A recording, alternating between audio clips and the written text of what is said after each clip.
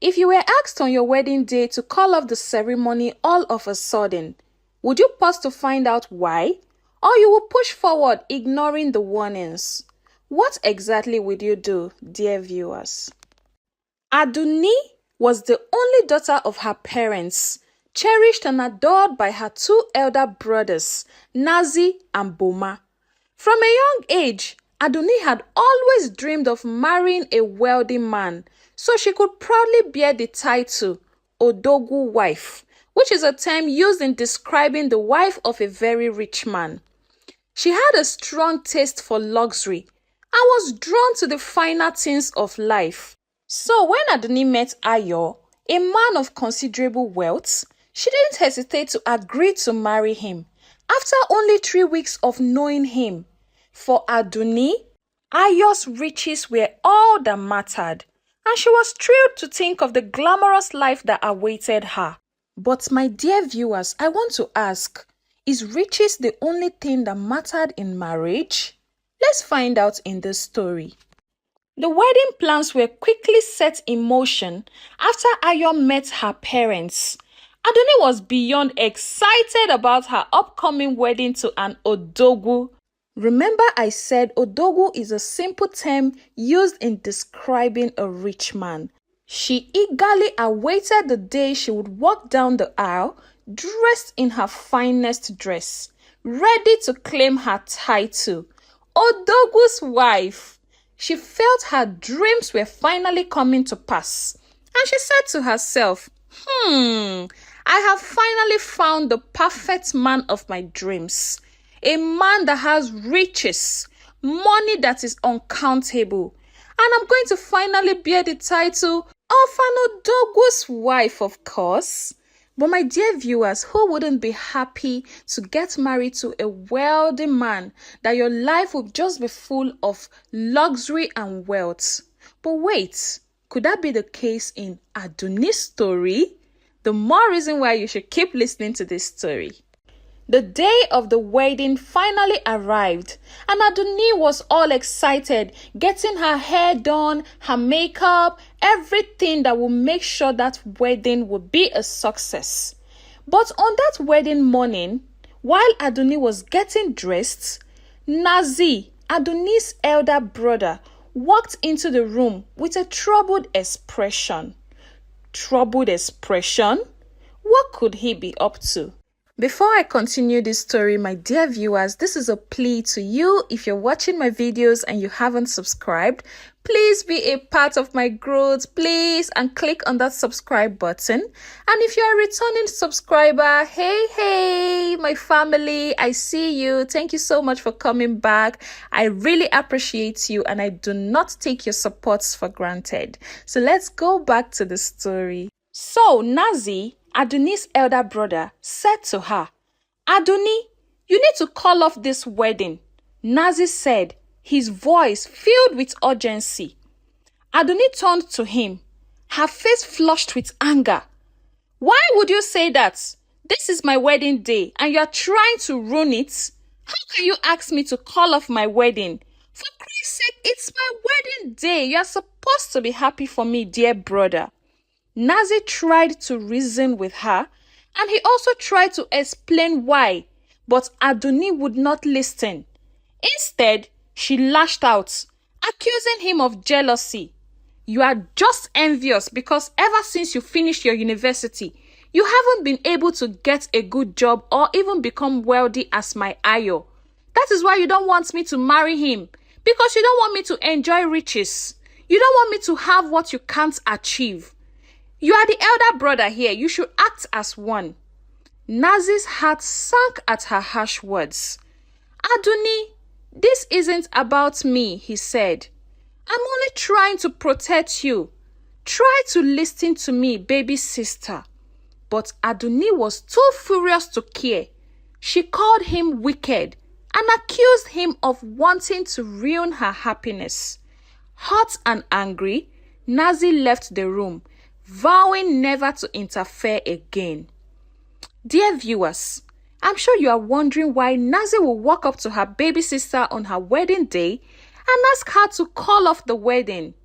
But if you were Adunni, Would you calm down to listen to your elder brother's reason, or you will react the same way Adunni just did? Despite her brother's warning, the wedding ceremony proceeded, and Adunni got married to Ayo. After the wedding, Adunni arrived at her husband's house with so much excitement. The house was indeed full of luxury and wealth. A big mansion that anyone would want to live in, of course. And Adunni was super excited. And she said, just take a look at all this glitz and glamour and luxury. And my brother Nazi wants me to call off the wedding of getting married to this wealthy man. He must be sick. Thank God I didn't listen to him of calling off the wedding. So this is what I would have missed. What a jealous brother. Other brothers are looking out for their baby sister. And all Nazi could do was to tell me to call off my wedding. Well, let me sit on this wealth and enjoy money. Adunni had no idea that Nazi had discovered something that could save her life. It's been 6 months after Adunni got married to Ayo, and her parents became worried because they haven't heard from Adunni in a long while. Her phone number was no longer connecting. Even the brothers did not hear at all from Adunni, and her parents became worried sick about their daughter. Back in the city, Adunni's dreams of a glamorous life as an Odogwu wife soon turned into a nightmare. Within a few months of the wedding, Nazi's concern became painfully clear. Adunni's parents called Nazi and asked him what he wanted to say on the wedding day. That was when Nazi revealed that Ayo wasn't just a wealthy man. He was also part of a dark secret society. Nazi had also discovered that Ayo had been married 4 times before, each time to a different woman who mysteriously died within a year of their wedding.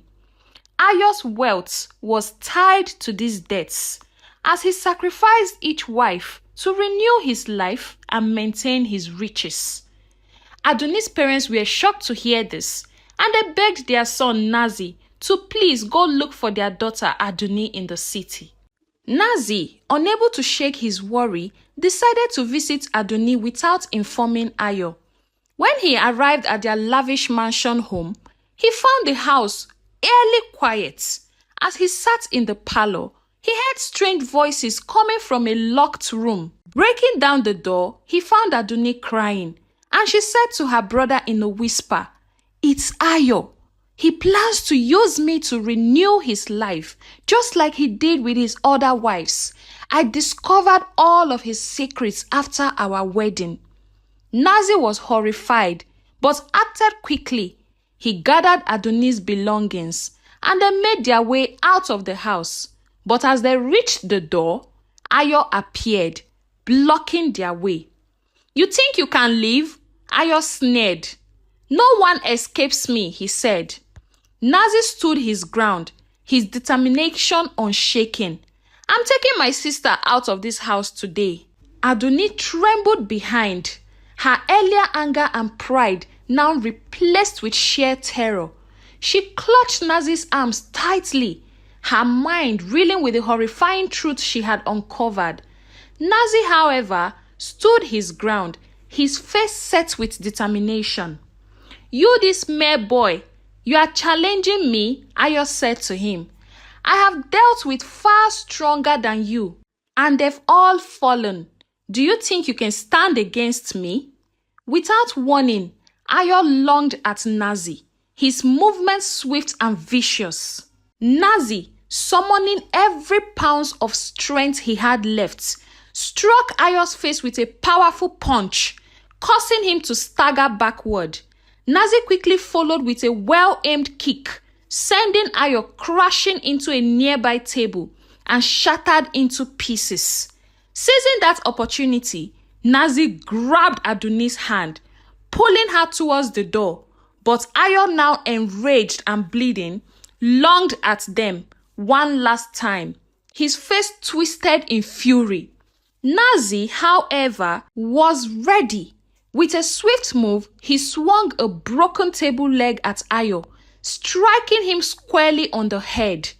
Ayo crumpled to the floor unconscious and defeated.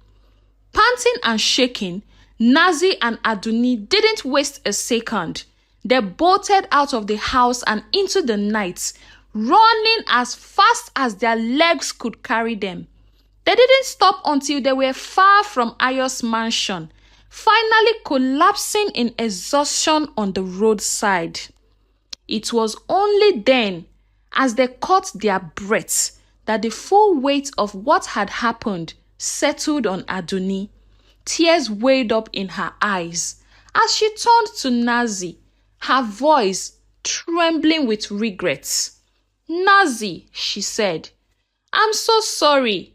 I was wrong. I should have listened to you. I was so blinded by Ayo's wealth and the thought of becoming an Odogwu wife that I didn't see the truth. I insulted you. I doubted your love for me, and I put my life at risk. Can you ever forgive me, my dear brother?" Nazi looked at his sister. His face was softened as he saw the sincerity in her eyes.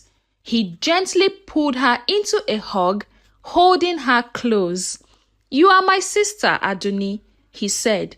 His voice was filled with emotion. "I will always forgive you. What matters now is that you are safe and that you've learned from this. Wealth isn't what your life. I just want you to be happy, but in the right way, my darling sister." Aduni nodded, her tears soaking his shirt. She knew that her brother was right, and she had been foolish to let material things cloud her judgments. She had learned a hard lesson, but she was grateful to have her brother by her side. The moral of this story is, true love and concern from family should never be taken for granted. Aduni's story teaches us that material wealth and titles are not what the price of our lives and happiness. Sometimes, the people who challenge our decisions do so out of love, not jealousy, and their warnings can save us from unimaginable danger. It's important to look beyond the surface and listen to those who care for us, even when it was difficult. Secondly, marrying for wealth alone can lead to unimaginable dangers. It's important to look beyond material things and listen to the warnings of those who truly care about us. Thank you so much for listening to my story. My name is Onyi of Onyi Stories and Folktales, and please, if you haven't subscribed, I am begging you, please click on that subscribe button, turn on the notifications so when I post more interesting stories, you'll be the first to get them. I do not take your support for granted. Thank you for watching. Thank you for supporting me. I really appreciate you. See you in my next video. Bye-bye.